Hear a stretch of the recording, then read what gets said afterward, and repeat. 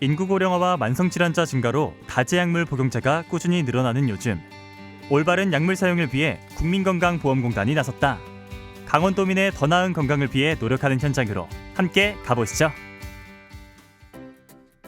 지난 9월 선선한 바람이 부는 춘천에 왔습니다. 오늘 이곳에서 시민들의 합리적 의료 이용을 위해 논의하는 세미나가 열린다는데요. 그런데 안으로 들어가기 전 입구에 하나둘 모여있는 어르신들이 보입니다. 어머니 지금 여기서 뭐하고 계세요? 당뇨 재고 혈압 재고 있어요. 건강 상담한다고 그래서 왔어요. 행사가 있다는 얘기만 들었습니다. 오늘 열리는 행사는 춘천시 어르신과 함께하는 건강 페스티벌을 모토로 정책 세미나 시작 전에 건강 부스를 운영하기도 했는데요. 현장을 찾아준 어르신들의 상태를 꼼꼼히 체크하고 혈압 당뇨를 측정해주며 상담을 진행하고 있었습니다. 주기적으로 건강검진을 받으시고 그 검진 결과가 그 질환 의심이나 질환 전 단계이신 분들은 그 주변에 있는 병원에 방문하셔서 관련된 검사를 주기적으로 받는 게 좋다고 봅니다. 건강부스를 지나쳐 세미나실로 들어가자 많은 사람들이 보입니다. 약학대학 교수, 강원도 약사회 등 보건의료 전문가에 언론사, 방송사까지 모두들 춘천 시민의 건강 개선을 위해 모였습니다. 우리나라는 인구의 급격한 고령에 따라서 만성질환 환자가 늘어나고 있습니다. 그렇다 보니까 많은 약을 한꺼번에 복용하는 환자도 증가하고 있습니다.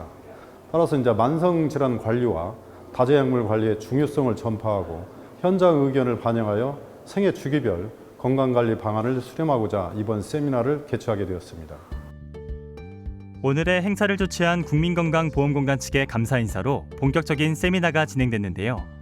이번 토론 주제는 다제약물 및 만성질환 관리 향상 방안 논의라고 합니다. 우리나라에서 의약품을 5개 이상 3개월 이상 꾸준히 복용하시는 노인의 비율이 70.2%나 되는 것으로 나타났고요. 이것은 이제 OECD에서 1위를 기록을 했다고 합니다. 그러니까 굉장히 많은 노인분들이 다제 약물을 사용을 하고 계시는 거고요. 이 다양한 약물을 복용을 하게 되면 이제 각종 상호작용을 일으키게 되는데요. 그 속에서 이제 다양한 이 이상 반응 혹은 약물의 효과를 우리가 원하는 만큼 보지 못한다라는 이러한 이제 문제점들이 발생을 하고요. 다제약물을 많이 사용하시는 고령층들에게 굉장히 위험한 이상 반응, 예를 들어서 낙상이라든지 저혈당이라든지 이게 좀 치명적인 이상 반응들이 일어날 수 있기 때문에 이제 그러한 것들이 문제가 되겠고요. 이것은 이제 약물 치료를 우리가 원하는 대로 하지 못하는 결과를 낳고 또 약물의 개수가 많아질수록 환자분들의 약물 수능도가 떨어지게 됩니다. 그래서 종합적으로는 환자분들이 약물 치료를 잘 못 받고 또 경제적 부담을 받게 되시고요. 이것은 이제 결과적으로는 사회적 부담으로 이루어집니다. 김우린 교수의 발제를 시작으로 열띤 토론이 펼쳐졌는데요. 국민건강보험공단은 2018년 올바른 약물 이용 지원 사업 이후 올해까지 6년차 사업을 수행 중이지만 그럼에도 보다 더 나은 미래를 위해 모두가 머리를 맞대고 의견을 나눕니다. 다양한 계층의 목소리를 들을 수 있는 유익한 자리였습니다.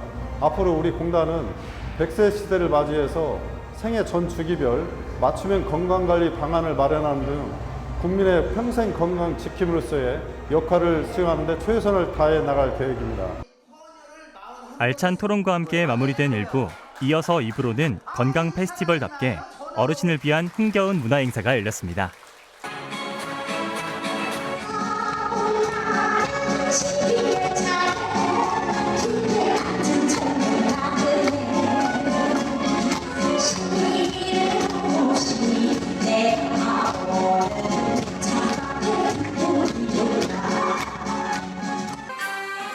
신나는 공연으로 분위기 업! 어르신들도 굳어있던 몸을 살랑살랑 움직여봅니다. 웃으면 건강해진다고 하잖아요. 오늘 자리해주신 어르신 모두가 어제보다 오늘 더 웃고 더 건강해지셨으면 합니다. 오늘 행사 어떠셨나요? 예, 건강에 대해서 다시 한번 생각하게 돼서 아주 좋았습니다. 오늘 행사는 너무나 아주 잘 구성이 잘 짜여져 있는 느낌이 들었습니다. 상당히 유익하더라고요. 뭐 이제 뭐 주제도 그렇고 그다음에 그 이제 대상자 노인들이니까 상당히 유익하게 진행이 됐고 끝까지 아주 재미있게 잘 봤습니다. 어떤 게 가장 재밌으셨어요? 말씀도 좋고 춤추는 것도 좋고 즐거웠습니다. 며칠 뒤 이번엔 어느 한 약국으로 찾아왔습니다. 오늘은 지난 세미나보다도 더 적극적이고 진취적인 노력을 엿볼 수 있다는데요. 하지만 이리 봐도 저리 봐도 평범하고 일상적인 분위기의 약국 같죠? 조금만 더 지켜보겠습니다. 감사합니다. 네. 안녕하세요. 네. 끝까지 친절함을 유지하며 손님을 받던 약사 선생님이 이내 갑자기 가방을 챙기기 시작합니다. 아니 아직 해가 지지도 않았는데 벌써 퇴근하시는 건 아니죠? 설마 땡땡이? 어디 나가시나 봐요? 오늘 그 다재약물 사업 가정 방문이 있어서 거기 가려고 합니다. 맞아요. 조현동 약사는 국민건강보험공단과의 협업으로 만성질환 대상자들의 다재약물 관리를 돕고 있는데요. 노인 환자의 경우 의약품 오투약 가능성이 높기 때문에 체크가 더 중요하다고 합니다. 어떤 걸 설명해 주실 건가요?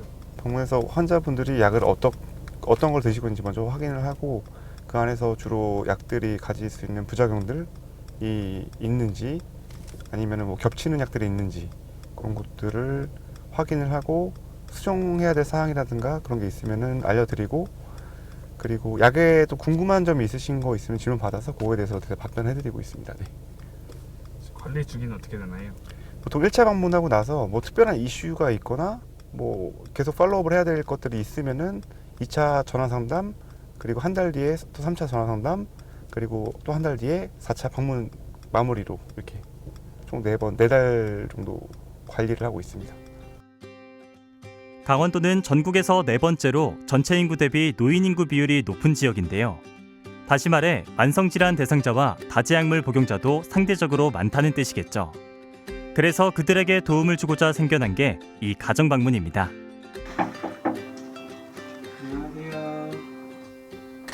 안녕하세요. 네, 오셨나요? 네, 고맙습니다. 네, 아버님. 들어오세요. 오늘 대상자는 녹내장 뇌경색 신부전으로 인해 잦은 약물 복용에 노출된 어르신입니다. 약은 잘 챙겨 드시고 계신 거죠? 예, 시간마다 잘 챙겨 먹거든요. 자기 전약도 안 까먹고 잘 운영하시고 계시고. 아버님 약 드시면은 좀 어지럽거나 머리가 아프다 이런 게 좀 있으세요? 없어요. 없으시고.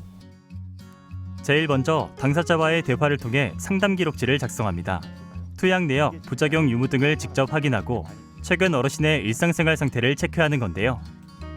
아버님 그리고 약을 복용하실 때는 그 처방전에 나온 대로 아침, 점심, 저녁, 자기 전까지 해서 그리고 식사 전이면 식사 전, 식사 후면 식사 후 거기에 맞춰서 복용 잘 해주시고 전에 받아온 처방전부터 현재 건강 상태까지 꼼꼼히 살펴보는데요.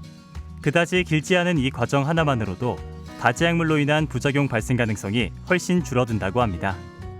근데 여기가 여름에 좀 덥지 않을까요?